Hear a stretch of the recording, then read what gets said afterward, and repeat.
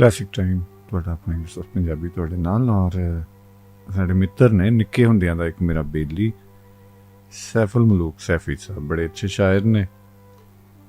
ਉਹਨਾਂ ਦਾ ਹੁੰਗਾਰਾ ਆਇਆ, ਬੜਾ ਚੰਗਾ ਲੱਗਾ। ਉਹ ਕਹਿੰਦੇ ਨੇ ਕਿ ਬੰਦਾ ਆਪ ਹਾਰਦਾ ਹੈ, ਜਿੰਨਾ ਚਿਰ ਆਪ ਨਾ ਹਾਰੇ ਕੋਈ ਸ਼ੈ ਨਹੀਂ ਹਾਰਦੀ।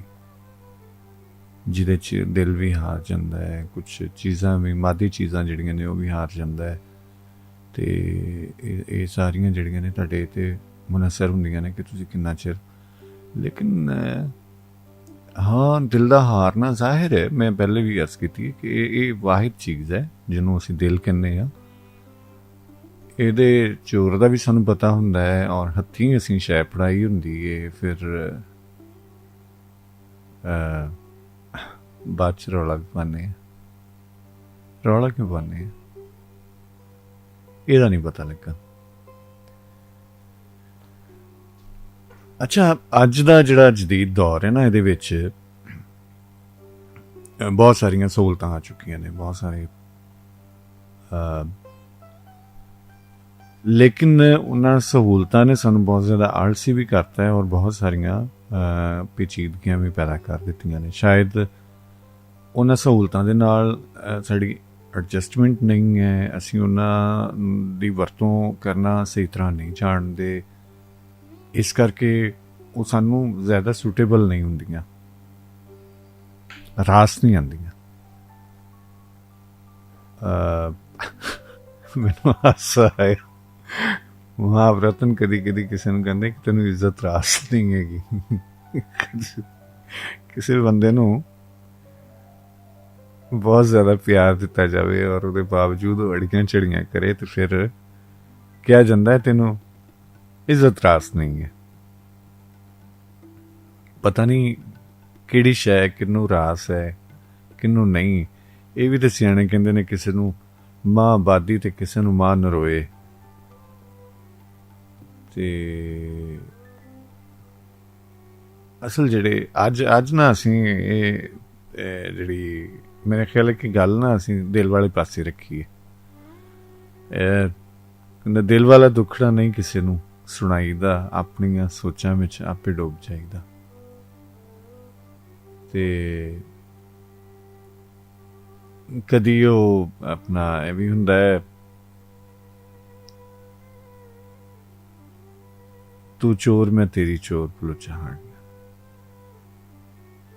ਕਦੀ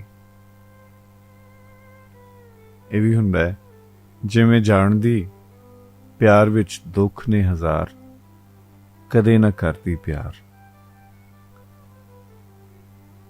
ਲੇਕਿਨ ਇਹ ਅੱਛਾ ਮਜ਼ੇ ਵਾਲੀ ਗੱਲ ਹੈ, ਸਾਰੀਆਂ ਚੀਜ਼ਾਂ ਜਿਹੜੀਆਂ ਜਾਣੀਆਂ ਬੁੱਝੀਆਂ ਹੁੰਦੀਆਂ ਨੇ। ਦਿਲ ਦੀ ਖੇਡ ਵਿੱਚ ਸਾਰੇ ਸੌਦੇ ਜਿਹੜੇ ਸਾਡੇ ਆਪਣੀ ਮਰਜ਼ੀ ਦੇ ਹੁੰਦੇ ਨੇ। ਹਾਂ, ਉਹਦੇ ਵਿੱਚ ਇਹ ਵੇ ਕਿ ਕੁਛ ਅਸੀਂ ਆਪਣੀ ਸੋਚ ਦਾ ਕਰਕੇ ਕੁਛ ਤਕਲੀਫਾਂ ਅਸੀਂ ਆਪ ਪਾੜ ਲੈਂਦੇ ਹਾਂ। ਜਿਹੜਾ ਸ਼ਖਸ, ਜਿਹੜਾ ਜੀ ਤੁਹਾਨੂੰ ਲੱਗੇ ਪਿਆਰਾ, ਉਹਦਾ ਤੁਹਾਡੇ ਵੱਲ ਕੋਈ ਧਿਆਨ ਨਾ ਹੋਵੇ, ਕੋਈ ਖਿਆਲ ਨਾ ਹੋਵੇ, ਤੇ ਇਹ ਕੋਈ ਅਨਹੋਣੀ ਨਹੀਂ ਹੋ ਸਕਦਾ ਹੈ। ਤੇ ਇਹਦੇ ਵਿੱਚ ਕੋਈ ਵੱਡੀ ਗੱਲ ਵੀ ਨਹੀਂ ਹੈ। ਪਿਆਰਾ ਤੁਹਾਨੂੰ ਲੱਗ ਰਿਹਾ, ਜ਼ਰੂਰੀ ਨਹੀਂ ਹੈ ਕਿ ਤੁਸੀਂ ਵੀ ਉਹਨੂੰ, ਉਹ ਵੀ ਤੁਹਾਨੂੰ ਓਨਾ ਹੀ ਚਾਹੇ। ਹਾਂ, ਇਹ ਫਿਰ ਦੁੱਖ ਦੇਣ ਵਾਲੀ ਗੱਲ ਹੋ ਜਾਂਦੀ ਹੈ ਜਦੋਂ ਅਸੀਂ ਪਰਤਾਵਾ ਮੰਗਦੇ ਹਾਂ ਇਸ ਦੇ ਵਿੱਚ ਨਾ।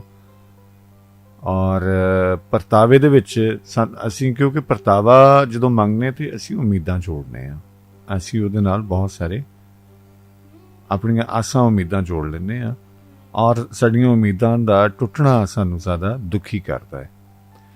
ਜੇ ਅਸੀਂ ਮੁਹੱਬਤ ਵਿੱਚ ਉਮੀਦ ਵਾਲਾ ਲਫ਼ਜ਼ ਜਿਹੜਾ ਜਾਂ ਪਰਤਾਵੇ ਵਾਲਾ ਜਿਹੜਾ ਆਪਣੇ ਕੋਲੋਂ ਜ਼ਰਾ ਦੂਰ ਰੱਖੀਏ, ਤੁਹਾਨੂੰ ਅੱਛਾ ਲੱਗ ਰਿਹਾ ਹੈ ਉਹ ਜਿਸ ਤਰ੍ਹਾਂ ਵੀ ਹੈ, ਤੇ ਬੜੇ ਸੁਖਾਲੇ ਹੋ ਜਾਵੋਗੇ ਤੁਸੀਂ। ਬਹੁਤ ਤੁਹਾਡੀ ਜ਼ਿੰਦਗੀ ਦੇ ਵਿੱਚ ਇੱਕ ਕੋਮਲਤਾ, ਇੱਕ ਖੁਸ਼ਬੂ ਤਰ੍ਹਾਂ ਦੀ ਚੀਜ਼ ਆ ਜਾਏਗੀ, ਜਿਹਦੇ ਨਾਲ ਤੁਸੀਂ ਤੁਹਾਡੇ ਇੱਕ ਤੇ ਤੁਹਾਡੇ ਵਿੱਚ ਮੁਹੱਬਤ ਜ਼ਿਆਦਾ ਆ ਜਾਏਗੀ। ਜਦੋਂ ਤੁਸੀਂ ਮੁਹੱਬਤ ਕਰਦੇ ਹੋ ਤੇ ਤੁਹਾਡਾ ਅੰਦਰ ਕੋਮਲ ਹੁੰਦਾ, ਨਰਮ ਹੁੰਦਾ, ਨਰਮ ਜਿਹੜੀ ਜਗ੍ਹਾ ਨਰਮ ਸ਼ੈ ਦੇ ਵਿੱਚ ਜਜ਼ਬ ਦੀ ਗੁੰਜਾਇਸ਼ ਹੁੰਦੀ ਹੈ, ਚੀਜ਼ਾਂ ਨੂੰ ਆਪਣੇ ਅੰਦਰ ਸਮਾ ਲੈਣ ਦੀ ਗੁੰਜਾਇਸ਼ ਹੁੰਦੀ ਹੈ। ਅੱਛਾ, ਇਹਦੇ ਵਿੱਚ ਅਸੀਂ ਹੋਰ ਥੋੜਾ ਜਿਹਾ ਇੱਕ ਨਾ ਜ਼ਰਾ ਥੋੜੇ ਪਾਸੇ ਹੋ ਜਾਂਦੇ ਹਾਂ, ਇੱਕ ਹੋਰ ਗੱਲ ਕਰ ਲੈਂਦੇ ਹਾਂ। ਉਹ ਜਿਹੜੀ ਪਾਸੇ ਦੀ ਗੱਲ ਹੈ ਉਹ ਵੇ ਕਿ ਕੋਈ ਸ਼ਖਸ ਤੁਹਾਨੂੰ ਚੰਗਾ ਨਹੀਂ ਲੱਗਦਾ, ਇੱਕ ਤੇ ਚੰਗਾ ਲੱਗਦਾ ਹੈ, ਉੱਥੇ ਲੱਗਦਾ ਹੀ ਲੱਗਦਾ ਹੈ। ਅੱਛਾ, ਇੱਕ ਹੁਣ ਜਿਹੜਾ ਚੰਗਾ ਲੱਗਦਾ ਉਹਦੇ ਨਾਲ ਕੋਈ ਹੋਰ ਲੱਗੇ ਤੇ ਉਹ ਨਹੀਂ ਤੁਹਾਨੂੰ ਚੰਗਾ ਲੱਗਦਾ। ਅੱਛਾ, ਇੱਕ ਇਹਨਾਂ ਤੋਂ ਹਟ ਕੇ ਅਸੀਂ ਤੁਹਾਨੂੰ ਅੱਲਾ ਵਾਸਤੇ ਨਹੀਂ ਕੋਈ ਚੰਗਾ ਲੱਗਦਾ, ਐਵੇਂ ਕਦੀ ਕਦੀ ਅੱਛਾ ਪਤਾ ਵੀ ਨਹੀਂ ਜੇ ਹੁੰਦਾ, ਉਂਝ ਹੀ ਨਹੀਂ ਕੋਈ ਚੰਗਾ ਲੱਗਦਾ, ਉਹਦੀ ਕੋਈ ਵਜੂਹ ਨਹੀਂ ਹੁੰਦੀ ਕਿ ਵੀ ਕਿਉਂ ਨਹੀਂ ਚੰਗਾ ਲੱਗਦਾ, ਬਸ ਐਵੇਂ ਹੀ ਬਈ ਇਹਦੀ ਵੇਖਣੀ ਨਹੀਂ ਚੰਗੀ ਲੱਗਦੀ, ਇਹਦੀ ਟੋਰ ਨਹੀਂ ਚੰਗੀ ਲੱਗਦੀ, ਇਹਦੀ ਗੱਲਬਾਤ ਨਹੀਂ ਚੰਗੀ ਲੱਗਦੀ, ਤੇ ਉਹਦਾ ਕੀ ਜਾਂਦਾ ਹੈ, ਨਾ ਲੱਗੇ ਪਿਆ ਤੁਹਾਨੂੰ ਚੰਗਾ। ਚੰਗਾ ਨਾ ਲੱਗਣਾ ਤੁਹਾਡੇ ਵਾਸਤੇ ਇੱਕ ਤਕਲੀਫ ਦਾ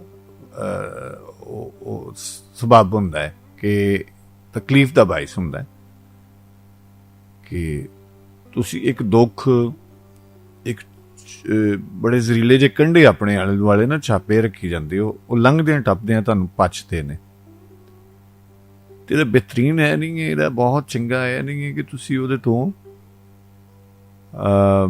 ਦੂਰੀ ਇਖਤਿਆਰ ਕਰ ਲਵੋ, ਜਾਂ ਉਹਨੂੰ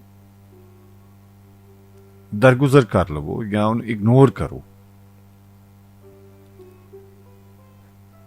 ਚੰਗਾ ਨਾ ਲੱਗਣਾ, ਅਗਲੇ ਬੰਦੇ ਦਾ ਚੰਗਾ ਲੱਗਣਾ ਜਾਂ ਨਾ ਲੱਗਣਾ ਉਹਦਾ ਮਸਲਾ ਨਹੀਂ ਹੁੰਦਾ, ਇਹ ਤੁਹਾਡੀ ਵੇਖਣੀ ਹੈ, ਤੁਹਾਡੀ ਸੋਚ ਹੈ, ਤੁਹਾਨੂੰ ਕਿਹੜਾ ਚੰਗਾ ਲੱਗਦਾ, ਕਿਹੜਾ ਚੰਗਾ ਨਹੀਂ ਲੱਗਦਾ, ਇਹ ਤੇ ਮੁਨਸਰ ਹੈ ਤੁਹਾਡੀ ਸੋਚ ਤੇ।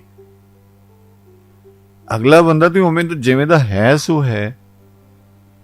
ਹੁਣ ਮਾਮਲਾ ਕਿ ਤੁਸੀਂ ਵੀ ਜਿਵੇਂ ਦੇ ਹੈ ਉਹ ਉਵੇਂ ਦੇ ਹੀ ਹੈ। ਉਹ ਬਹੁਤ ਸਾਰੇ ਲੋਕ ਹੁੰਦੇ ਜਿਨ੍ਹਾਂ ਦਾ ਮਿਜ਼ਾਜ ਬੜਾ ਸੜੀਲ ਜਿਹਾ ਹੁੰਦਾ, ਐਵੇਂ ਹੀ ਕੀੜੇ ਕੱਢੀ ਜਾਣੇ ਹਰ ਗੱਲ ਚੋਂ, ਉਹਨਾਂ ਨੂੰ ਫੁੱਲ ਤੇ ਦਿਸਦਾ ਹੀ ਨਹੀਂ ਰੱਬੋਂ, ਉਹਨਾਂ ਦੀਆਂ ਅੱਖਾਂ ਤੇ ਕੋਈ ਐਸੀ ਚਰਬੀ ਚੜੀ ਹੁੰਦੀ ਹੈ, ਉਹਨਾਂ ਨੂੰ ਨਜ਼ਰ ਹੀ ਕੰਢੇ ਆਉਂਦੇ ਨੇ, ਉਹਨਾਂ ਨੂੰ ਸ਼ੋਖ ਰੰਗ, ਸੋਹਣੇ ਰੰਗ, ਕੋਮਲ ਰੰਗ ਨਜ਼ਰ ਹੀ ਨਹੀਂ ਆਉਂਦੇ, ਉਹਨਾਂ ਨੂੰ ਤੇ ਬਸ ਉੱਡੇ ਉੱਡੇ ਜਿਹੇ ਆਉਂਦੇ, ਉਹ ਆਪ ਵੀ ਉੱਡੇ ਉੱਡੇ ਹੀ ਰਹਿੰਦੇ ਨੇ। ਤਬੀਅਤ ਬਣ ਜਾਂਦੀ ਉਹਨਾਂ ਦੀ। ਰੱਬ ਸੋਹਣਾ ਉਹਨਾਂ ਤੇ ਰਹਿਮ ਕਰੇ। ਇੱਕ ਇਹ ਅਜ਼ਾਬ ਦੀ, ਇੱਕ ਤਕਲੀਫ ਦੀ ਕੈਫੀਅਤ ਹੁੰਦੀ ਹੈ।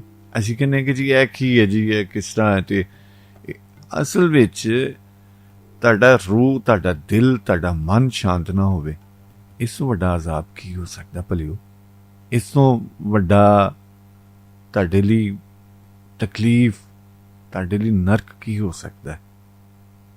ਤਾਂਹੀਓ ਕਹਿੰਦੇ ਨੇ ਮਿੱਤਰ ਪਿਆਰੇ ਨੂੰ ਹਾਲ ਮੁਰੀਦਾਂ ਦਾ ਕਹਿਣਾ। ਕਲਾਸਿਕ ਟਾਈਮ, ਯੂਸਫ ਪੰਜਾਬੀ ਤੁਹਾਡੇ ਨਾਲ। ਆਓ ਰੰਗ ਸੁਣੀਏ।